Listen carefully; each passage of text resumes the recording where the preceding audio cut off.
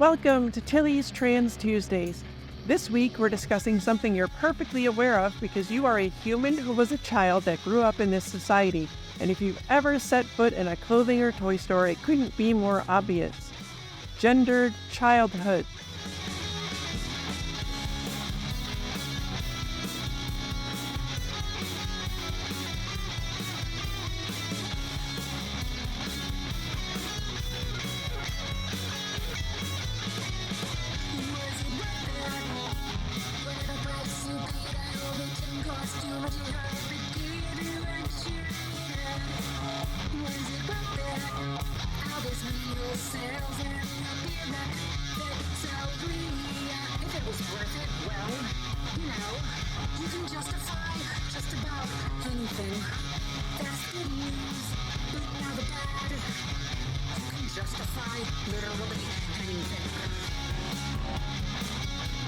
Hi, I'm Tilly Bridges, your host, and I'm joined by my writing partner, my best friend, my wife, our token cis representation, the Bert to my Ernie, Susan Bridges. That is accurate. It is. Yes. Yeah. Hello. Hello. I am Bert. Yeah, you very much are. Our guest this week is Aoife Baker. They write sci-fi and fantasy scripts about found families tackling unjust systems, how grief unites all of us, and how more ladies should be serial killers. They came to LA as a costume designer and fell in love with the structure of screenplays, then 5 years ago started writing with Greg Macklin. Together they won an inevitable fellowship for disabled writers, staffed on a small kids show, and got a lovely manager. Their most popular script is a high fantasy in a non-Eurocentric world based on tarot cards that deals with prison abolition and how hot girl assassins are. Welcome, Aoife. Thanks. Okay, so that tarot card lady assassin show sounds right up my alley. And my question to you is, why have I not read this yet? I don't know. You need to send that over. We can correct that. Yes, I need it immediately. I mean, we too have written about assassins. We have. Yeah. We have that shared interest of lady assassin. Yes. I try and get it, like, we'll be writing something about, the stock market. And I'm like, you know what this scene could use? A couple of hot lady assassins. Absolutely.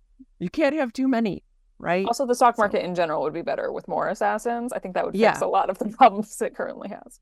You're not wrong. Yeah. So I want to ask you, because there's not a whole lot of us out there, but what is it like for you having a writing partner? I mean, I love it. I knew for a long time that I wanted/needed a writing partner. My upbringing for writing was a little bit odd because my family has a lot of novelists in it. Oh, cool. And so from a young age, there was kind of this understanding that at some point I would write a book. I just had to figure out what my book was. Sure. And so over the years, I tried writing, and writing a novel by yourself is a very isolating, weird feeling where you just sort of hear the echoes inside your own head and start shitting on all your own thoughts, and it's terrible. And with ADHD, getting things done without a body double or somebody else for accountability is really hard. So I realized, I don't know, like 15 years ago, that writing with a writing partner was going to be a much better idea for me. Sure. To do it in a collaborative way.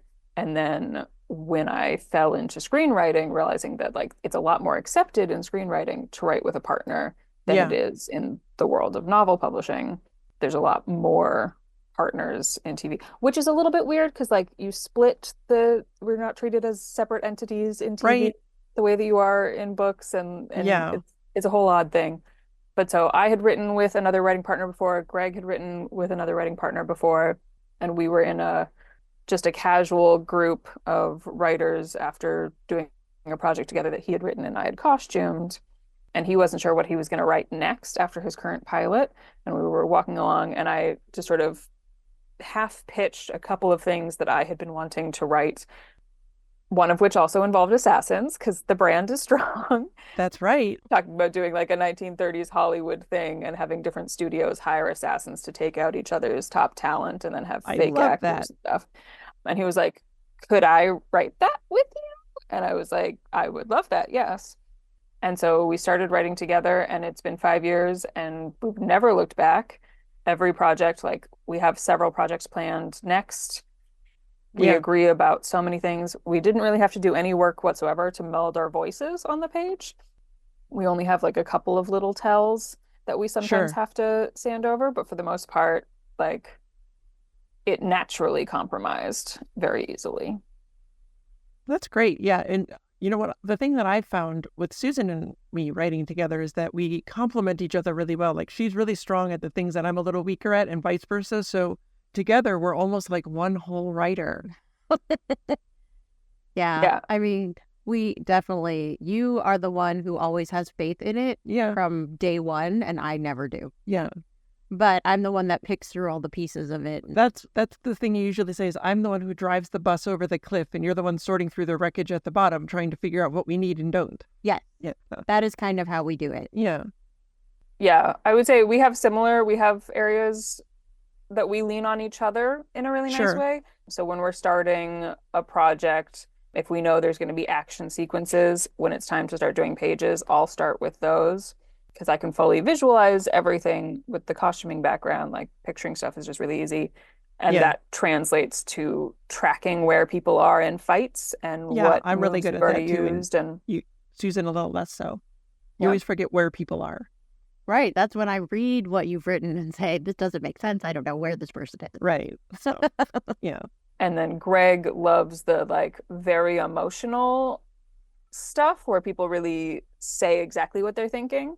Yeah. And so when we have to hit those strong emotional beats, I'll usually pass the laptop over to him. And then we kind of pass it back and forth for the editing and do simultaneous editing and stuff. Yeah. That's cool. I love writing teams. I think we're awesome. Okay, so this is where I usually ask people about the best and worst things about transitioning for them. But I think you had a very different experience than most. And I think we'll talk about that more during the rest of this episode. But I wanted to ask you now, do you feel like you had a transition or what has your gender journey been like? Yeah, it's so weird with non-binary because it's like you're not starting from A and going to Z. You're Right. sort of figuring out where in the middle of the alphabet you are, and certain days you're in a different place. So like gender fluid, definitely I vibe with that because I have kind of waxing and waning and phases and whatnot. But I did definitely have several distinct phases that I'd say similarly map out to some transitional phases. I had a pretty distinct egg phase where I was sitting around talking with all of my other bisexual, queer pals and being like, man, if we were like 15 years younger, we would all be non-binary now because, you know, gender is so stupid. And like everybody in the room being like, yeah, I've never felt like gender really applies to me. I've never super felt committed to being a woman, except in the terms of like women's lib and fighting for rights Sure. and things. But like, I'm not hoorah lady about it. And all of us just being like, yeah, you know, if we were 15 on TikTok, we would totally be non-binary right now. And then realizing later, oh, right. Oh, no, yeah.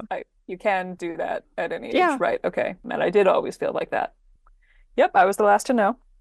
Yeah, we always are, right? Usually. So, And then partway through the pandemic, I had like a more distinct shift in how I wanted to present myself gender-wise, where I did get extremely dysphoric for a while in like dresses and heels and things that had previously made me really happy, suddenly made me very uncomfortable. So I had to Yeah. do a big sort of closet clean out, get rid of the things that made me feel tense and anxious and replace them with suits and jumpsuits that make me feel fabulous and wonderful.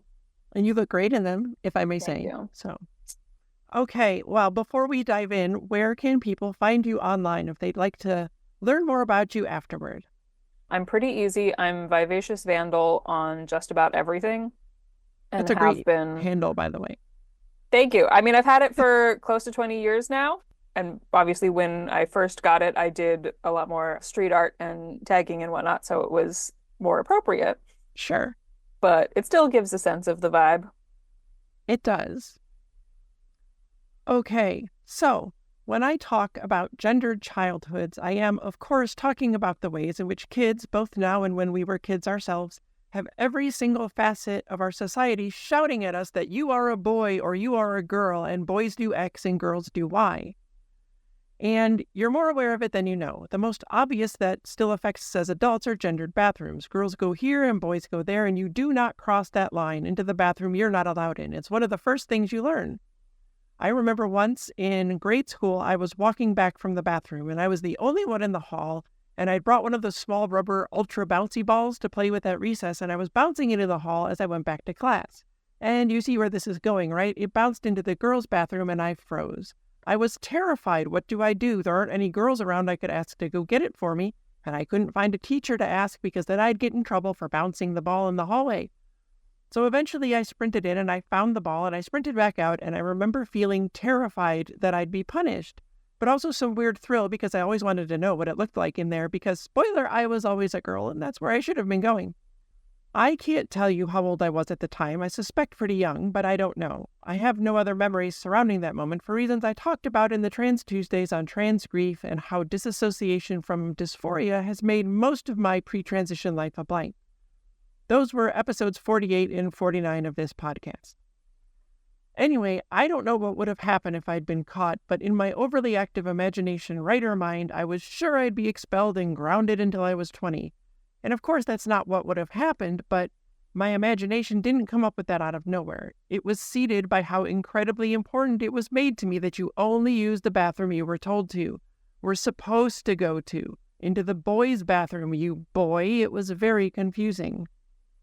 So, Aoife, I wanted to ask you, what was your childhood like? Because we talked a little bit before, and you've had, I think, a very different upbringing than a lot of us did in terms of gender. And I wanted to ask if that made approaching bathrooms, as a kid weird or difficult for you.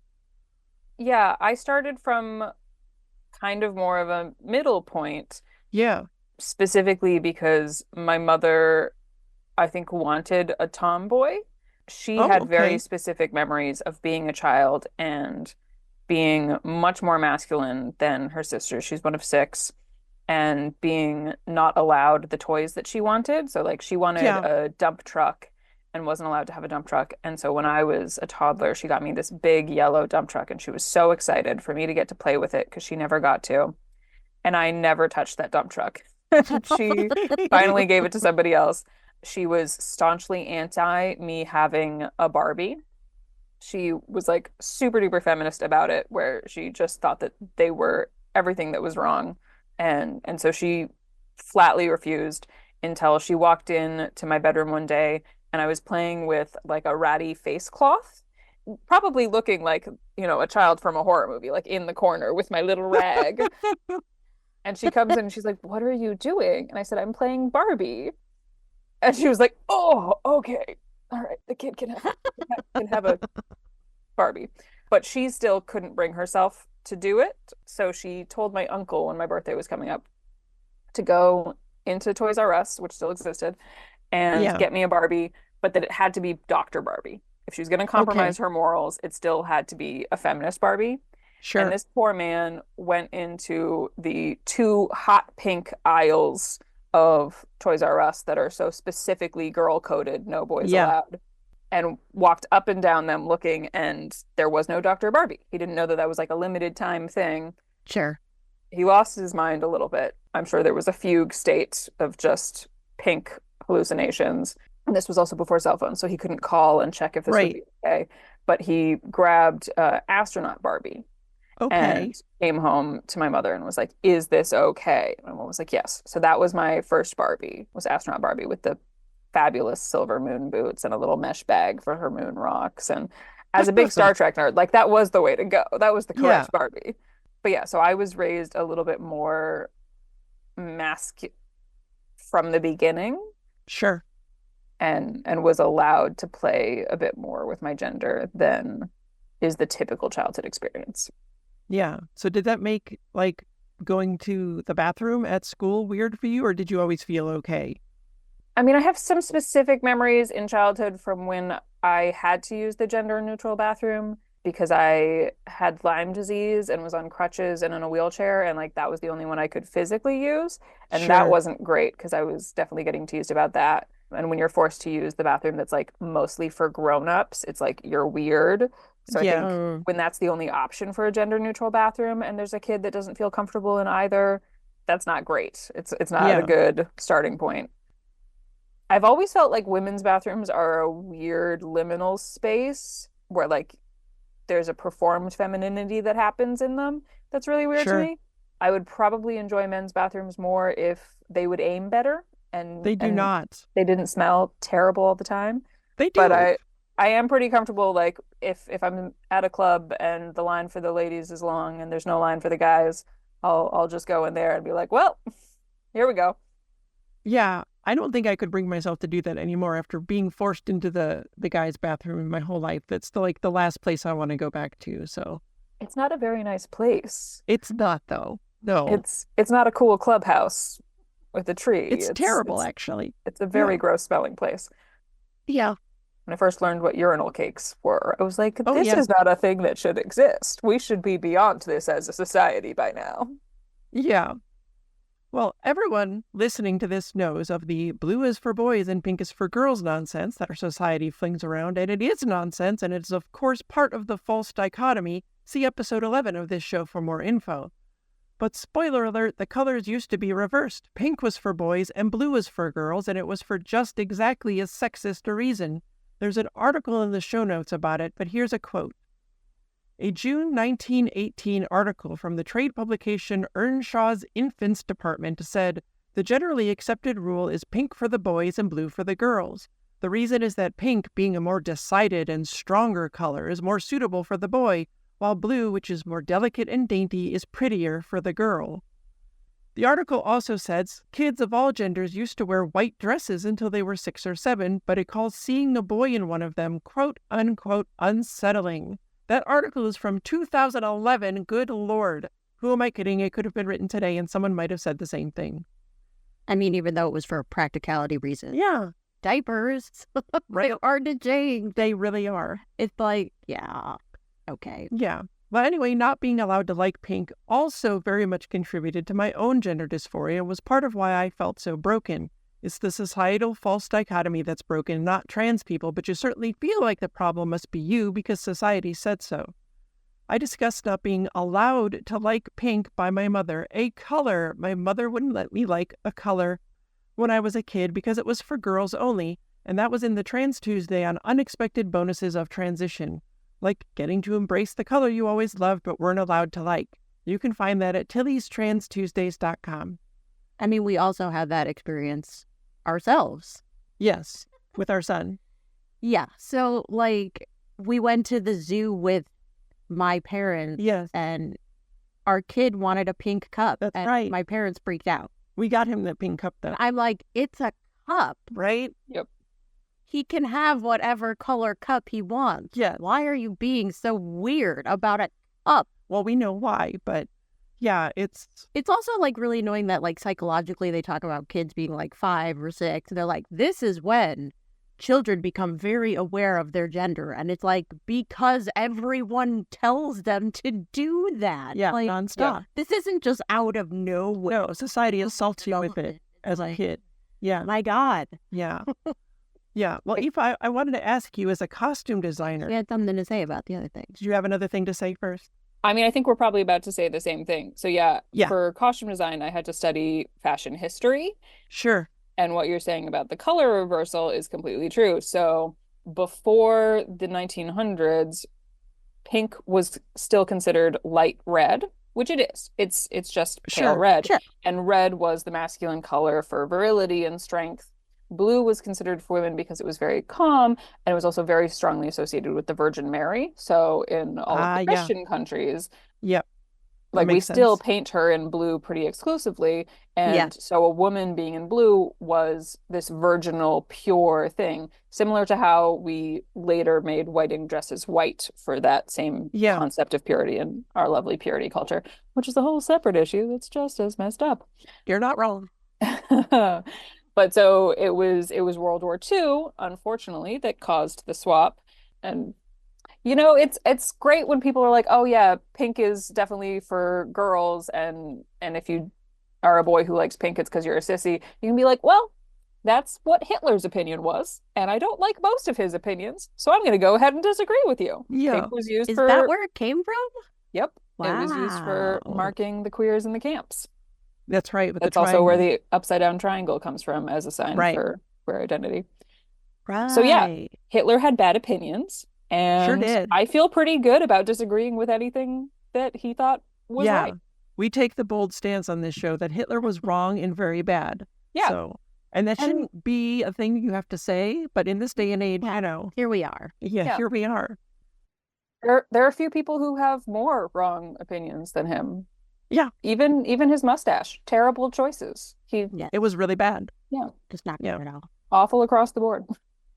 Have you run into issues costuming where cis men don't want to wear pink or specifically, complain about their costumes or ask you to not put them in pink or anything like that? Yes, but also I think a lot of people have super specific ideas of what colors look good on them. Sure. I had an actor once tell me he didn't want to wear maroon because it looked too collegiate. And I was like, that is one of the more insane things I've ever heard. Because it's maroon. It's not, I mean, there are some a couple colleges use that use color, it, but not but all they also of them. use yellow and gold and navy and purple. So just, people have their associations. I won't ask anybody to wear a color that they're really uncomfortable with, because my goal with costuming is to, create the character and formulate the backstory and fill in all of the gaps for the audience. But then I also want to make sure that my actors are really comfortable so that when it comes time for the cameras to roll, they forget that they've ever met me. They forget that they're wearing a costume, and then they can just focus on their lines and their performance and the things that are going to come through on the screen. Yeah. So if somebody says they don't want to wear pink, they may be wrong and silly, but I'm also not going to force them into pink. Sure. And I've never run into a gal who didn't want to wear blue. Yeah, that seems a much more acceptable thing in society, right? But it's okay for women to want masculine things, but for men to want feminine things, and I'm not saying those things are masculine or feminine, but society says they are. And if you want those things, femininity is bad. You're not supposed to want it or, celebrate it or what have you. So well, because it's depressing. Being a man means being smart and good at what you do and great and valuable in society. So if you seem to be doing things like you are attempting to be closer to being a man, well, that's great. That's commendable. But if you're doing things where it seems like you're trying to be less of a man, well, that's bad. And we have to stop that right now. Exactly. Right. It's automatically suspicious because why would you want that? Why would anyone want that? Yeah. Well, as Aoife mentioned before, you can think about toy stores, even though most don't exist anymore, sadly, or even toy sections in department stores like Target, and you can instantly tell how horrifically gendered everything is, right? Although, I mean, I saw Target was like, we don't do that anymore. They do. It kind of does. They absolutely do. Because the quote-unquote boy section has cars and action figures in black and blue and chrome, and the quote-unquote girl section is searing neon pink and dolls and more dolls. And why is it girls get dolls and boys don't? Because having a doll is, ostensibly teaches a girl how to be a mother. And honestly, how is our entire society not fed up with the level of sexism that permeates all of it? I don't even know where we begin to change it, but that can't happen until everyone sees it. And I know that this crap affects cis people too, because even as a kid, I knew cis girls who didn't want to play with dolls or Barbies or wear dresses, and they got called tomboys because wanting to be like a boy was admirable and understandable. Who wouldn't? But a boy who didn't want to play with cars or RV men and maybe wanted to wear dresses got called a fairy and another much more hurtful F word that you couldn't pay me $1 million to repeat here, because wanting to be like a girl was shameful and wrong. And if you think that doesn't all compound upon a young trans girl who feels broken that the world is telling her she's every single thing that she's not and contributes to gender dysphoria in a massive way, I think you haven't been paying attention. But I actually did want to play with cars and action figures, but I also wanted to play with Barbies and wear dresses and hang out with girls much, much more than boys. And I can feel, even now, deep in my heart, my chest is tight remembering how broken and alone that made me feel every damn day of my life. But this isn't just about me or about trans girls or about kids of any gender. It's about all kids. And if you want to see at least a little of what that did to me, and it turns out also happened to a whole lot of other trans people, see the Trans Tuesday on Searching for Meaning When You're Trans and Don't Know It, episode 16 of this podcast. And I think, you're right. It affects all cis girls too, because just these expectations. I mean, me and my sister were very, very different. Yeah. She loved dolls. I hated dolls. Yeah. I didn't want a doll. And so many times, for holidays, we both get the same thing. Like, and this is one of the things that has damaged me from youth, which is just, I never got a gift I wanted. Like, I can't remember a time that I got something that they didn't think I should have. Right. Or I needed to have. Yeah. Or you're a young lady and you should have a pearl necklace. Like, when am I going to grow into it. You don't want it today, but you'll want it at some point. Sure. Once you change everything about yourself. Yeah. Yeah, exactly. Yeah. Well, Aoife, I wanted to ask you, having a less gender restrictive childhood, I think, than a lot of us, did you notice that that was different from other kids you knew? Or did you think it was strange that you were allowed to maybe explore things that they weren't? I mean, I definitely noticed it was a little bit weird. And I noticed that other people definitely fought my mom on it. Like at one point, Sure, I could see that. I was given by an extended family member the girl Legos, Lego Friends. Oh, yeah. Which I think they've probably improved them by now, but at the time, I would hope. They were much worse than regular Legos. They were a lot harder to play with. They didn't have as many like separatable parts, so you didn't have as many options. I was given a set where you could build a dollhouse out of it, and so what you ended up with was a dollhouse. Sure. And it was like, this is not, I want to make cars. That's the point of Legos. Where's my spaceship? Exactly. People outside of my immediate family were very confused by that, and that my mother had given me sort of the space to pick and choose from both sides of the aisle was very weird to my extended family and kids at school. Yeah. To be fair, I did also bring a desiccated dead bat to school, so like the kids were going to think I was weird either way. Yeah, but that's cool. I would have dug that, but yeah, I can't think of ever knowing any kid that like had toys or a room or anything that I ever knew that did not fall into those strict gender binaries.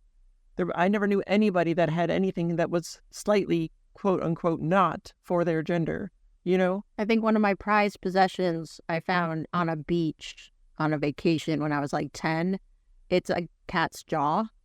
Oh, I had one of those. In it? I found one. I still have it. School one. So cool. Yeah. Kids don't want gendered toys. Kids want dead animal bits. That's right. We want bones. Yeah. Yeah. Well, let me just state now that there is nothing wrong with a cis girl who wants to play with cars and action figures and get dirty, and there is nothing wrong with a cis boy who wants to wear dresses and play with dolls and Barbies and have a tea party. Yet our society in general balks at the idea. Even the more accepted tomboy is treated like a quote-unquote phase that they'll grow out of and not them exploring who they really are. But now we're getting to the crux of it, right? Because our society is incredibly cisgender, heterosexual normative. Conservatives will rail and cry and scream about one gay kiss. Never mind there are hetero kisses and often a lot more sexual content in all of our media everywhere. And it is pushed on kids. And if you don't believe me, you clearly don't know many queer people. A perfect example is Hallmark Christmas movies. It doesn't matter what you think of them or if you don't watch them, they're a big thing during the holidays, right? And since 2001, Hallmark has made almost 300 Christmas romance movies. The first one to star two women and have a lesbian kiss was released in December of 2023. We watched it. It's called A Friends and Family Christmas. It was schmaltzy and saccharine like every other Hallmark Christmas movie. And you know what? Queer people deserve those too. It was full of plot holes and I loved it. Yeah. Yeah, that was so funny about it because we were like, no, this is exactly a Hallmark Christmas movie. Right. It's just like all their others. They treated it exactly the same. Way. And that's great. Not worse. It's not better. It's the same. Exactly the same. Yeah. It was refreshing that no part of the storyline of it was about like having to be accepted by your families. Yes, That, like, absolutely. The families on both sides were just meddling to get their daughters together. Like, Yep. it was great. It was great. And it took Hallmark until 2019 to make Hanukkah movies, and it took until 2018 until they had non-white leads, and then they still wouldn't allow interracial couples. Whiteness and Christianity are forced onto us by society just like gender roles are. There's a link in the show notes to an article with more details on the slow inclusion efforts in Hallmark holiday movies. And before you say, well, those aren't for kids, let me remind you that they are rated G. Like Disney animated movies, like all content aimed at kids. Hell, Disney has been making animated movies for kids since Snow White in 1937. How many starred a queer character? They're starting to slowly hint at our existence some 75 years later.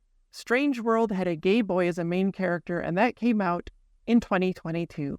Did he get to kiss his crush, though? You know he didn't. And it was like such a small part of the movie. Yeah. There were still outraged articles about it. It was Yep. like, there was literally nothing. It just, they had a crush on another person. Yep. Like, literally it. Yeah.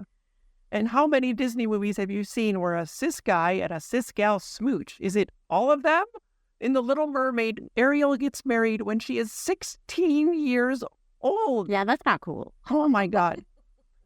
So, Aoife, I wanted to ask you, how has the compulsory cisgender heterosexualness of media been like? Do you remember the first time you even saw a character who was like you in any way? Oh, probably, but I'm a cheerleader. Okay. Okay. So I would have been like a young teen. And that was a And that rarity was at the time, too. Yeah. that was refreshing. Although actually Yeah. no, it must have been younger than that because I watched Ma Vie en Rose in high school or maybe middle school. That was a while ago, and that's a like heartbreaking but beautiful and bittersweet and happy French film about a little trans girl trying to convince her family that like she knows she's a girl. Yeah. And so I saw that one pretty young. But again, because my mom was into foreign films and stuff, so Sure. those were in her house. But yeah, it's comp het is such a big thing that I know lesbians talk about a lot, but I don't see cis het people really seeing it and talking about it, where you are really forced, you're told by society from such a young age that if you want happiness, which you do, you want happiness, that you have to do things